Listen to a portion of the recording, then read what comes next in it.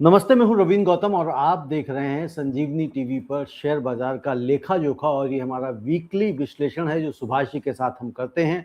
और इस वक्त जब हम ये प्रोग्राम रिकॉर्ड कर रहे हैं तो रात के एग्जैक्टली 1:15 बजे हैं। तो सुभाष जी बिजी थे, बट आप लोगों के साथ कमिटमेंट है। तो सुभाष जी ने आज तक पिछले 2.5 वर्षों में अपनी कमिटमेंट से कभी भी पीछे नहीं हटे हैं और लगातार हम शुक्रवार, शनिवार या रविवार तक हम ये शो कर लेते हैं। और कोशिश हमारी होती है कि शनिवार को मैक्सिमम आप तक ये शो पहुंच जाए, और पहुंचता भी रहा है। और कभी कदार ऐसा होता है कि संडे को सुबह आप तक पहुंचता है।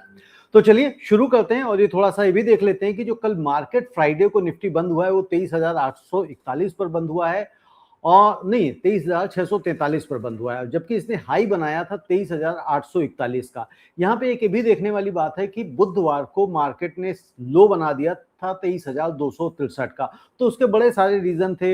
ईरान यूएस का भी इशू था, जो ट्रंप ने अपनी बयानबाजी करे थे, वो एक मुद्दा था। साथ में हमारे यहाँ पे जो प्रधानमंत्री जी की अनाउंसमेंट हो गई थी, अपील हो गई थी, वो भी एक कारण था। लेकिन इस सारे कारण के पीछे क्या क्या रहा है वो हमें सुभाष जी से समझना है। कि मार्केट, जैसे बड़े सारे लोगों ने कमेंट में पीछे लिखा कि सुभाष जी ने तो 23,800 कहा था तो उसके नीचे मार्केट चला गया।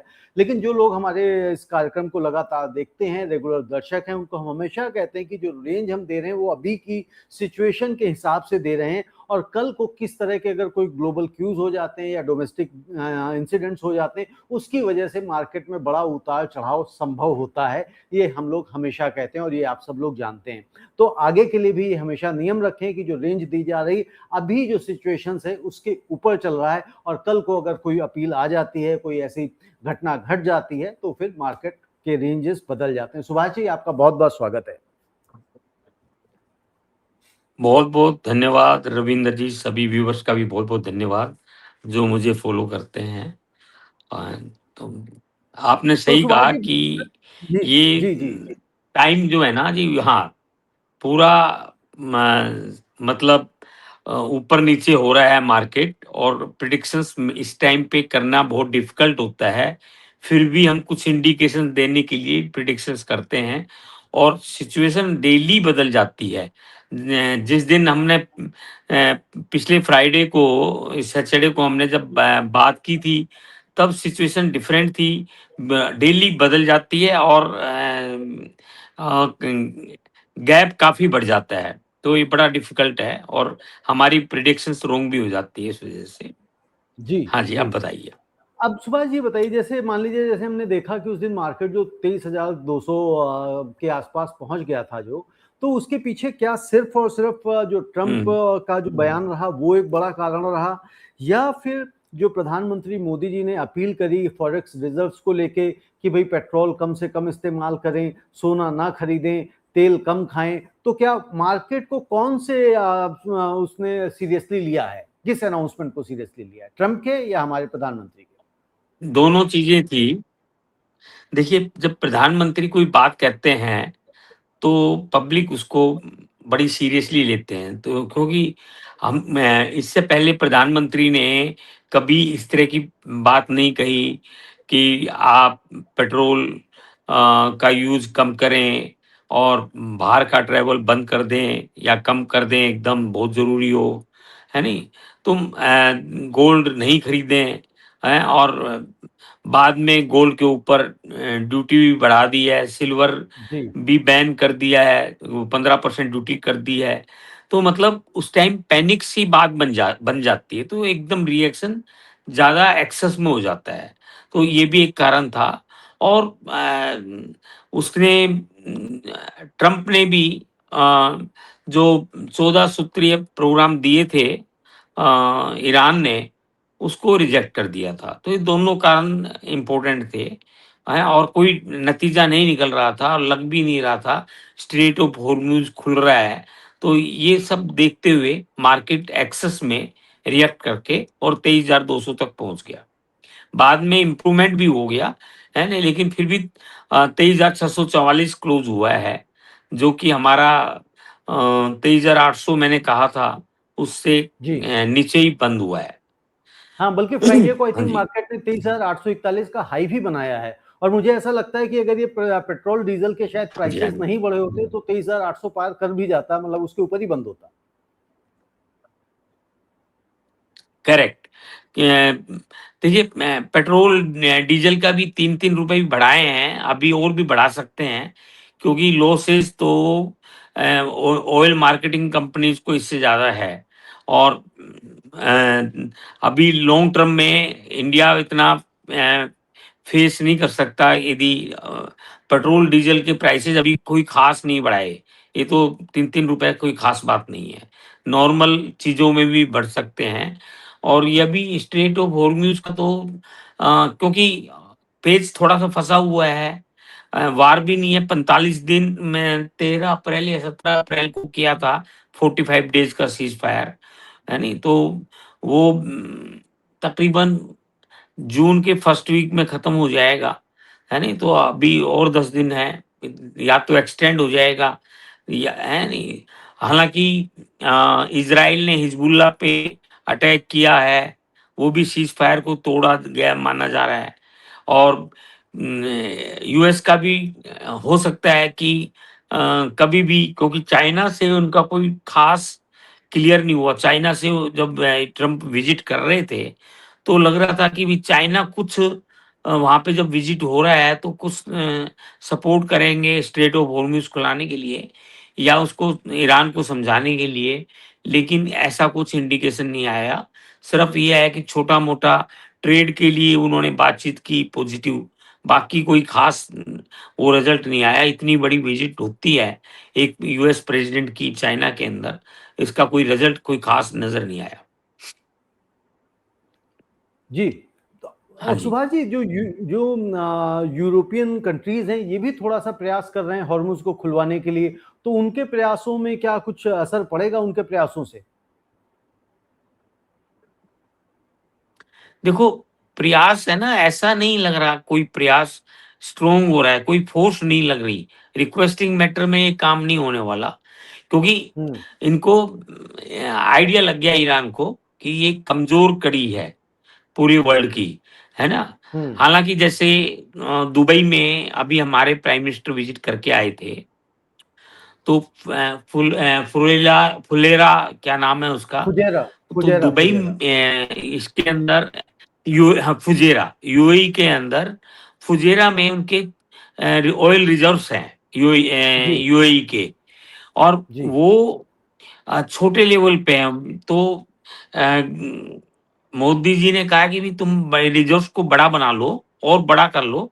और ये दुबई जो है और ये यूएई, ये ओपेक कंट्रीज से बाहर आ गया, क्योंकि ओपेक कंट्रीज में था तो 3 मिलियन बैरल पर डे से ज्यादा नहीं कर पाता था। अब वो फ्री है वो, तो इंडिया की रिक्वायरमेंट 5 बैरल की है तो वो उसको सप्लाई कर सकता है। और जो उनके रिजर्व्स हैं वो यहाँ पे फुजेरा में, ये स्ट्रेट ऑफ हॉर्मज़ से अलग है और इसमें उसकी वाट उसमें दिक्कत नहीं आएगी। और पाइपलाइन जो है ना, वो यहाँ से और बड़ी पाइपलाइन कर रहे हैं, क्योंकि अभी छोटी पाइपलाइन है तो सप्लाई बहुत ज़्यादा नहीं हो सकती, लेकिन इसको बड़ी कर रहे हैं तो उसमें थोड़ा टाइम लगेगा बड़ी करने में, 2027 तक। तो इंडिया भी लॉन्ग टर्म स्ट्रेटेजी से कि भी कल को ये स्ट्रेट ऑफ हॉर्मज़ या तो खुल भी जाता है, तो भी कुछ ना कुछ टैक्स वो लगाएगा, उसको अब लालच आ गया है ईरान को। जी, तो जी। इसका एक अल्टरनेटिव होना चाहिए, तो इसलिए ये एक डील हो रही है। और यहाँ पे इंडिया में भी वो जो कंपनी है यूएई की, वो यहाँ पर भी रिजर्व्स बनाएगी। तो इससे जो है बड़ा इंडिया को राहत मिलेगी। तो ये भी इंडिया एक को राहत मिलेगी और इससे इससे डिप्लोमैटिकली अ, जी, जी। तो इससे डिप्लोमैटिकली सुभाष आप जी देखें ना, तो आप 2 घंटे की विज़िट थी सिर्फ, है ना? जी, प्राइम मिनिस्टर की, और बहुत इम्पोर्टेंट विज़िट रही है। हाँ जी। हुँ। तो इससे क्या तेल कंपनियों को भी फ़ायदा होगा? और तेल कंपनियों को फ़ायदा होगा तो क्या तेल कंपनियों के स्टॉक्स में भी उछाल देखा जा सकता है? देखो, प्राइसेज़ तो 2 चीज़ है, आज की तारीख में प्राइसेज़ भी बढ़ गई और सप्लाई भी नहीं है। हुँ, अभी 2 प्रॉब्लम है। तब ये सप्लाई वाली प्रॉब्लम जो है ना, वो कम हो जाएगी, क्योंकि वो स्ट्रेट ऑफ हॉर्मज़ से नहीं आके डायरेक्ट हुँ, सी से आ जाएगा, तो अल्टरनेटिव रास्ते से। तो क्योंकि हमारी जो मेन सप्लाई है वो स्ट्रेट ऑफ हॉर्मूज से है। तो ये अब डाइवर्सिफाइड सप्लाई का तरीका ऑयल का निकलेगा। तो ये उस हिसाब से हमारे को प्राइस तो जो लगेगा लगेगा। यदि प्राइस स्ट्रेट ऑफ हॉर्मूज खुल जाता है भी कम आनी शुरू होगी। लेकिन यदि स्टेट हॉर्मोन पे को टैक्स देना पड़ता है वहां से अपने शिप को लाने के लिए, तो ऑयल महंगा हो जाएगा। तो दोनों चीजें बड़ी इंपॉर्टेंट है। बिल्कुल 85% के आसपास आई थिंक हॉर्मुज के थ्रू हम इंपोर्ट करते हैं, तो ये बड़ी बात है। हाँ हाँ हाँ, मतलब परसेंटेज तो कम बत्ती है, क्योंकि अभी इन्होंने कई डाइवर्सिफाई किया है रसिया से भी और हाँ, 46 कंट्रीज हैं अफ्रीकन शायद जो कंट्रीज से बता भी। रहे हैं। तो जी, हाँ, तो उससे 50-60% की सप्लाई चल रही है इस टाइम पे। चल रही है, बिल्कुल। सुभाष जी, एक बात बताइए कि जैसे हमने ये मार्केट देख रहे हैं अभी, जैसे क्रूड भी शायद 100, जो ब्रेंट है वो $109 के आसपास पहुंच गया था। तो ऐसी हम्म, सिचुएशन में जो मार्केट अब 24,000 से भी नीचे आ गई, जो उसका साइकोलॉजिकल लेवल जो था आपने लास्ट टाइम बताया था, तो उससे भी नीचे आ गई, 23,643 पे है। तो क्या आने वाले सप्ताह में अभी मार्केट को और क्या 23,000 से नीचे भी जाने के कोई ट्रिगर बन सकते हैं क्या? देखो अभी मार्केट में सेंटिमेंट वीक है। पिछले जो फ्राइडे को क्लोज हुआ है तो वो वीकनेस कोई दिखा रहा है। हालांकि गिफ्ट निफ्टी थोड़ा सा ऊपर है, 23,769 पे है, लेकिन कोई टेक्निकल थोड़ा सा ही है। बाकी मुझे लगता है कि मार्केट जो है 23,000 से और 200 23,250 तक जा सकता है नहीं। तो जाने को तो कुछ भी जा सकता है, लेकिन हो सकता है कि 23,250 को बहुत स्ट्रॉन्ग सपोर्ट है, इससे नीचे जाने में जोर पड़ेगा। और वैसे भी फंडामेंटली भी लोग इस लेवल को अंदर एंटर करते हैं, तो कोई ऐसा नहीं लग रहा कि बहुत ज्यादा नीचे जाएगा। ये टेम्परेरी चला भी गया तो 23,250 का लेवल बहुत अच्छा है लॉन्ग टर्म इन्वेस्टर के लिए। वो यही लगता है कि 23,250 से नीचे संभावना काफी कम है।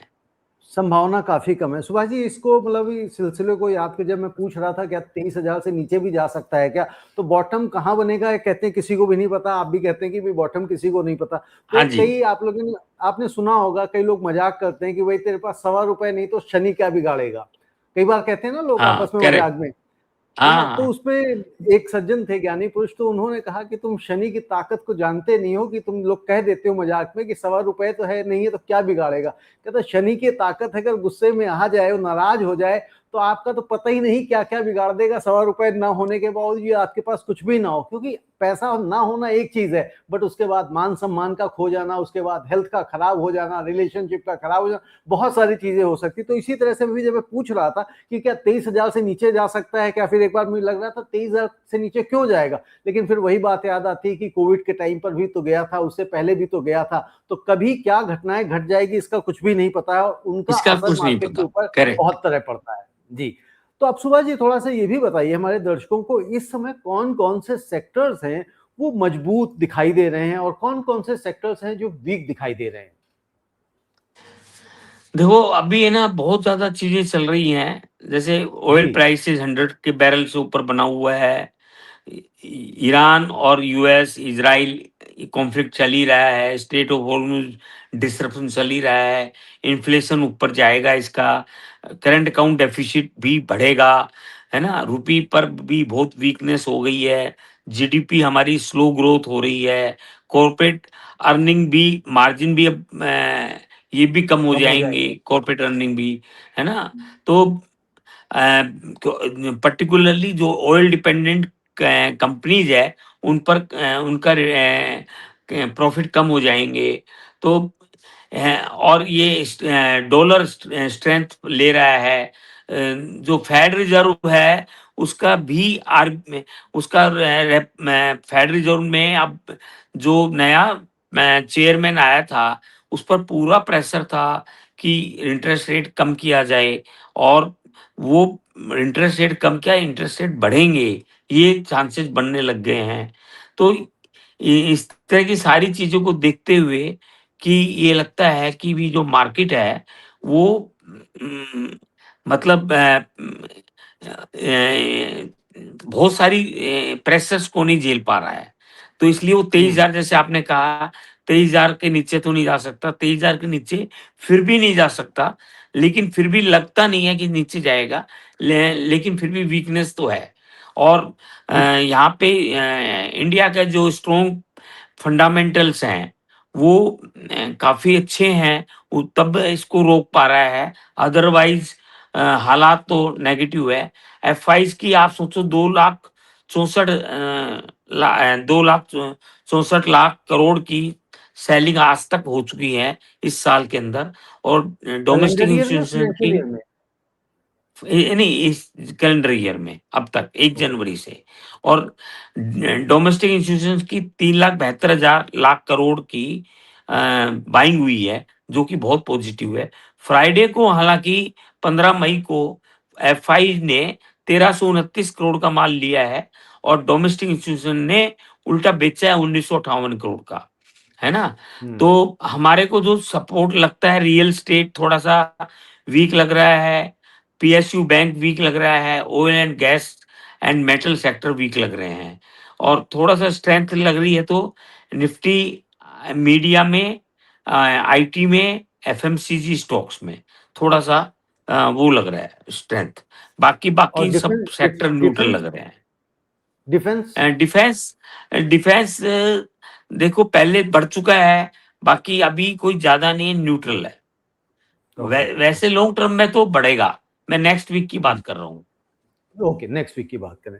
ठीक है। अब सुभाष जी, हाँ एक जी। सवाल मेरा और है और दर्शकों के मन में भी हाँ। हो सकता है कि जो प्रधानमंत्री मोदी जी ने जो अपील करी है, तो इसका जिससे मार्केट पे जो भी इसका असर आना था वो क्या आ चुका है, या अभी हम लॉन्ग टर्म में भी इसका मार्केट पे ओवरऑल सेंटिमेंट्स पे हम असर देखेंगे? क्या इस अपील से क्या जो व्यापारी वर्ग है, इंडस्ट्रियलिस्ट हैं, उनका क्या कहीं मनोबल कमजोर हो सकता है इससे? देखो, अब जो इफ़ेक्ट आना था वो आ चुका है, उसके अपील का। अब उसका कोई मतलब नहीं है। लेकिन क्या है कि हर वीक कुछ ना कुछ डेटा आते हैं। जैसे नेक्स्ट वीक है ना, ये चाइना का इंडस्ट्रियल आउटपुट क्या है? पिछले वीक थोड़ा-सा उनका बेटर हुआ था, है ना? लेकिन एक्सपेक्टेड से कम था, 5.7% था, एक्सपेक्टेड 6.2 था, लेकिन उसके पुराने वीक से वो बेटर हुआ था। तो अभी चाइना का इंडस्ट्रियल आउटपुट का ये आना है, इन्फ्लेशन की फिगर आनी है, इंडिया की भी। और एमएफजी मैन्युफैक्चरिंग पीएमआई इंडिया की, यूके की, यूरो ज़ोन की एंड यूएस की नेक्स्ट वीक मई 18 से 22 के बीच में आएगी। एक यूएस का जॉबलेस क्लेम कितना अनएम्प्लॉयमेंट डाटा है, वो फिगर 16 मई को आनी है। फॉरेन एक्सचेंज रिजर्व्स क्या हैं इंडिया के, 1 मई तक तो थोड़े घटे थे, जो पिछले वीक से 690.69 था 1 मई को फॉरेन एक्सचेंज रिजर्व। और उससे पहले 698.49 बिलियन डॉलर था। और अब 8 मई का जो फॉरेन एक्सचेंज रिजर्व है, वो आना है। तो ये सारी हम्म। फिगरें आनी हैं, उससे पता लगता है कि भई अभी इंडियन इकोनॉमी की स्ट्रेंथ कुछ पॉजिटिव है, नेगेटिव है, तो ये सब चीज़ें पता लगेगी। और बिल्कुल देखिए ठीक। ना, बैंक निफ्टी 2.89% घटा था, है ना? पिछले वीक। तो अ, बस यही है कि भई ये सारे डेटा आने हैं। पेट्रोल डीजल के प्राइसेज़ मई 15 को बढ़े हैं, ₹3 पर लीटर, है नहीं? मार्केट जी। एक्सपेक्टेशन कि भई यूएस फेडरल रिज़र्व कट तो करेगा नहीं, लेकिन हो सकता है सेम रखे या कुछ बढ़ा दे, है ना? और तो ये सारी चीज़ें इम्पोर्टेंट बनती है। ये सारी चीजें इंपॉर्टेंट बढ़ती। अब सुभाष जी, दो तीन चीजें और हैं, मतलब प्रधानमंत्री जी की अपील हाँ के जी। ऊपर मैं पूछना चाहता हूँ। एक तो अगर रुपया रिकॉर्ड लो यानी कि 96 को भी पार कर गया है, तो इसका क्या इम्पैक्ट पड़ने वाला है पूरे के पूरे ओवरऑल मार्केट के ऊपर? देखो, रुपए वीकनेस होने से ₹96 13 पैसे तक गया था, या 1 मिनट में देख लेता हूँ, है ना? जी। ये ₹96 14 पैसे तक गया था और जी। ₹95 96 पैसे पे क्लोज़ हुआ है। जी। तो इतना इतना वीकनेस हो जाना बहुत बड़ा नेगेटिव है। और ये जो इतना वीकनेस हुआ है, ये थोड़ा-सा जो प्राइम मिनिस्टर ने बोला ना, उसके सेंटीमेंट को खराब कर गया। कुछ था हम्म। नहीं, इतनी बड़ी बात नहीं थी, सब चीज़ें नॉर्मल चल रही थी, लेकिन स्टेटमेंट देने से मैं और फिर क्या होता है कि कोई चीज़ आप चलती हुई चीज़ को ये कहो कि अरे भई थोड़ी-सी कॉशियस हो जाओ, थोड़ा ये मत करो, वो मत करो, तो पब्लिक पैनिक में आ जाती है कि भई क्या चक्कर है? उनको समझ तो आया नहीं कुछ, भई निकल जाओ बस पोज़ीशन से। बिल्कुल, तो सुभाष जी यही मेरा मार्केट को क्वेश्चन भी मैं क्वेश्चन भी हाँ, यही करना चाहता हूँ कि क्या अगर प्रधानमंत्री जी अपील नहीं करते और जो चीज़ें करनी फॉर एग्ज़ाम्पल अगर मान लीजिए गोल्ड पे टैक्सेस बढ़ाने थे ड्यूटीज़ बढ़ानी थी तो वो बढ़ा देते, पेट्रोल प्राइसेस वो सब लोग बढ़ा एक्सपेक्ट कर देते, ही रहे कोई थे फ़र्क नहीं कि पड़ता। हाँ, हाँ, कि सब लोग एक्सपेक्ट कर ही थे चुनाव खत्म होंगे तो प्राइसेस बढ़ ही जाएँगे। हाँ, तो मैं समझता हूँ ये सब चीज़ें तो एंटीसिपेटेड ऑलरेडी थी। डॉलर गिर रहा, बस डॉलर वो के मुकाबले रुपया कमज़ोर हो रहा था तो हो रहा था। लेकिन आई थिंक ये जो बोल दिया तो उससे पैनिक ज़्यादा क्रिएट हो गया। ऐसे उससे लोगों को लगने पैनिक आ लगा गया कि बस। अर्थव्यवस्था डूब गई। आम आदमी समझता नहीं है, आम आदमी कहता है पता नहीं क्या होने वाला है, कुछ बड़ा होने वाला है और वो बड़ा क्या होने वाला है किसी को नहीं पता। और वो हुँ, मैं कहता है शेयर मार्केट से निकल जाओ, बस वो हुँ, समझ आता है उनको। तो और वो से हुँ, एग्ज़िट करते हैं, प्रेशर बन जाता है, मार्केट डाउन जाता है, रुपये में जो जिनको डॉलर है ना, जिनके एक्सपोर्टर को वो बेचता नहीं है, इंपोर्टर घबरा जाता है, वो डॉलर परचेज़ करता है और डॉलर में वीकनेस आ गई। वीकनेस आ जाती है। बिल्कुल, अब फ़ॉरेन सुभाष ट्रैवल जी मैं मत करो, समझता हूँ ये सब जी। और मैं सुभाष जी अभी मैं दर्शकों को बताना चाहता हूँ आपके माध्यम से। अब जैसे देखिए एफआईआईज़ आपने ही बताया अभी 2,67,000 करोड़ या पौने 3 लाख करोड़ के आसपास उन्होंने बेचा है इस कैलेंडर ईयर में, है ना? तो एक अब मिनट इन्होंने हाँ जी, है ना? तो अब फ्राइडे को एफआईआईज़ ने 2 लाख खरीदारी 64 करी हज़ार है करोड़, 2 लाख 2 64 लाख हज़ार 64 करोड़ का 2 माल लाख बेचा है। 64,000 करोड़ का माल इन्होंने बेच दिया और लेकिन अभी फ्राइडे को इतनी भारी मंदी में खरीदारी करी, तो यानी कि उनको भी अब समझ हुँ, में आ रहा है कि शायद अभी जो है ना मार्केट का जो हमारा वैल्यूएशन है वो ठीक हो गया है, ठीक प्राइस पे सौदा मिल रहा है तो अभी ले लेते हैं। तो मैं समझता हूँ हमारे जो डोमेस्टिक इन्वेस्टर्स हैं, तो उनके लिए भी यही सेम फॉर्मूला काम करना चाहिए, यानी कि उनको भी यहाँ पे खरीदारी करनी चाहिए, खरीदारी करनी बनती है। नहीं वो तो खरीदारी कर ही रहे हैं और एक दिन की फ़िगर से कुछ मेक आउट नहीं कर सकते। अभी न इस हुँ, वीक में क्या करेंगे एफपीआईज़ क्योंकि वो जनरली बेच ही रहे हैं। तो एक दिन ओके, खरीदारी कर लिया तो इसका कोई मीनिंग नहीं है ना? मीनिंग वो नहीं है। ट्रेंड नहीं बना। हाँ, हाँ, मतलब कंटिन्यूअस करें तो फिर ट्रेंड बनेगा कि हाँ भाई लगातार 3, 4, हाँ 5 दिन से 1 और हफ्ते से 10 डोमेस्टिक दिन से कर रहे इंस्टीट्यूशन ने भी थोड़ा-सा माल बेच दिया, तो वो भी ट्रेंड को नहीं बनाता, है हैं। ना? जी, जी, तो वो भी 1958 करोड़ का बेचा है, तो वो भी कोई ट्रेंड को नहीं बनाता, वो तो बस ऐसे ही है कि भई राइट। हाँ, अब सुभाष जी एक और सवाल, जैसे मान लीजिए गोल्ड के ऊपर भी उन्होंने रोक लगाई कि गोल्ड ना खरीदें लोग 1 साल तक। हालाँकि शादी-ब्याह में या जिसको ज़रूरत होगी वो तो खरीदेगा ही खरीदेगा नंबर 1।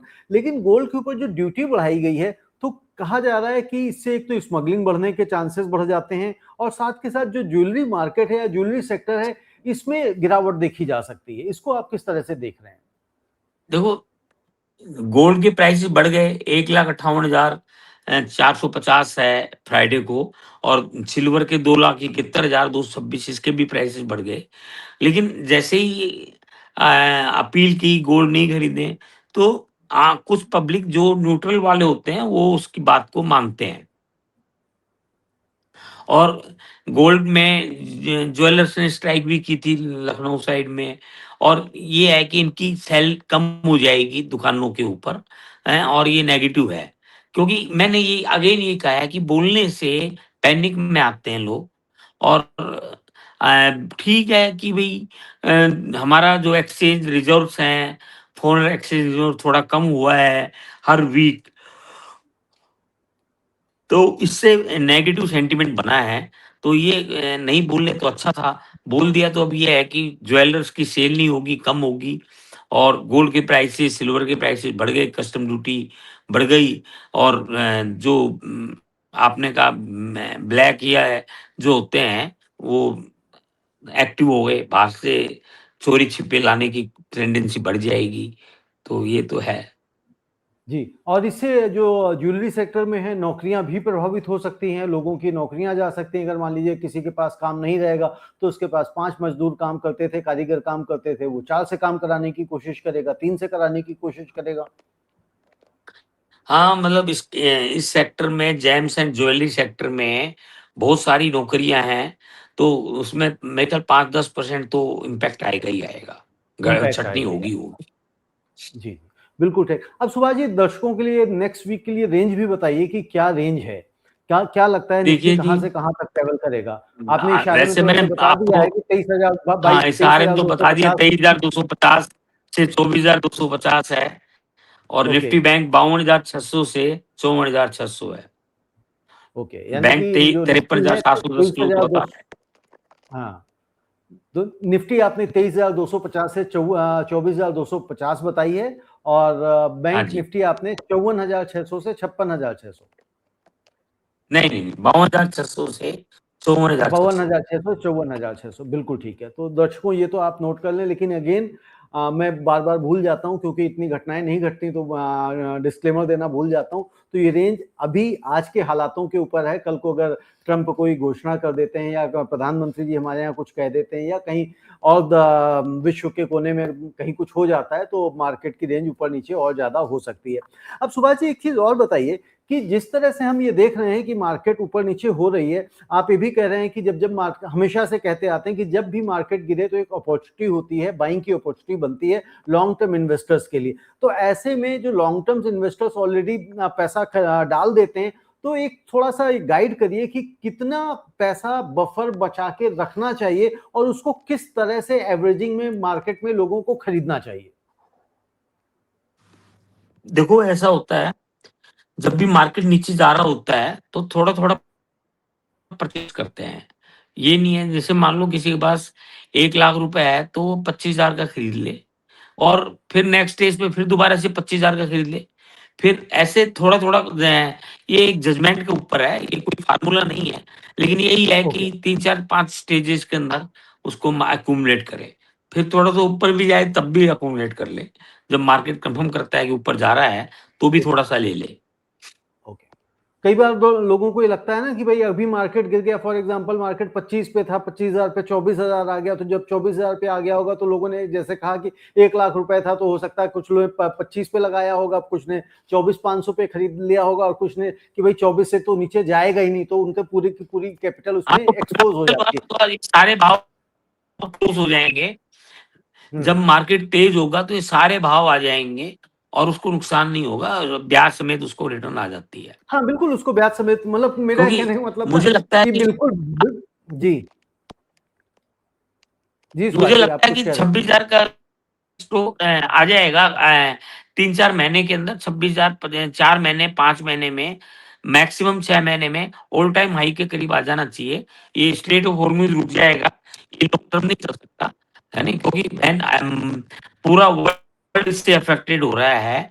तो यही है कि वो दादागिरी करते हुए कुछ टैक्स वैक्स वसूल ले, कुछ और हो जाए, लेकिन अल्टीमेटली खुलना तो पड़ेगा ही। बिल्कुल, अल्टीमेटली खुलना तो पड़ेगा ही, एक ना एक दिन मार्केट खुलेगा ही खुलेगा और जब मार्केट खुलेगा तो हमारा भी मार्केट बहुत तेज़ी से भागेगा, इसमें भी कोई दो राय नहीं। जिस तरह से आप कह रहे हैं जो ऑल टाइम हाई बनाया हुआ है, तो उसको भी हो सकता है क्रॉस कर जाए। सुभाष जी, मैं समझता हूँ कि आज के लिए बस इतना ही रखते हैं क्योंकि रात के पौने 2 बज गए हैं बात करते-करते और हमने काफ़ी सारे जितने भी क्वेश्चंस मैं करता हूँ, लेता हूँ, सब कुछ लगभग कवर कर ही लिया है। तो नेक्स्ट वीक फिर बात करेंगे। आपका बहुत-बहुत धन्यवाद सुभाष जी। ठीक है, धन्यवाद जी रविंदर जी, सभी व्यूअर्स का भी बहुत-बहुत धन्यवाद और जैसे आपने कहा कि मेरा भी आज दिन पूरा हेक्टिक रहा है, तो ये काम करना था, तो ज़रूरी था इसलिए अपन दोनों इस टाइम तक बैठे हुए हैं, तो नहीं, नहीं, सभी बिल्कुल व्यूअर्स का करना भी था। बहुत-बहुत जी, धन्यवाद। जी। दर्शकों में भी बता देता हूँ, सुभाष जी ने कहा था कि कल सुबह कर लेते हैं, कल फिर मैं बिज़ी हो जाऊँगा, तो हमने कहा कि कल करेंगे तो फिर लेट हो जाएँगे। तो फिर कह रहे हैं मैं तो 11:30 12 बजे तक फ्री होऊँगा, तो अगर थोड़ा-सा 1 बजे तक कर लें, हमने कहा बिल्कुल कोई दिक्कत नहीं, कर लें। तो उसी वजह से हम लोगों ने शुरू किया है और कार्यक्रम जो हमारी कंसिस्टेंसी बनी हुई है, तो वो लगातार टूटनी नहीं चाहिए और आज तक तो टूटी नहीं है और आगे भी उम्मीद करता हूँ ये बनी रहेगी। सुभाष जी, एक बार फिर से धन्यवाद, दर्शकों का भी धन्यवाद। नमस्ते। धन्यवाद।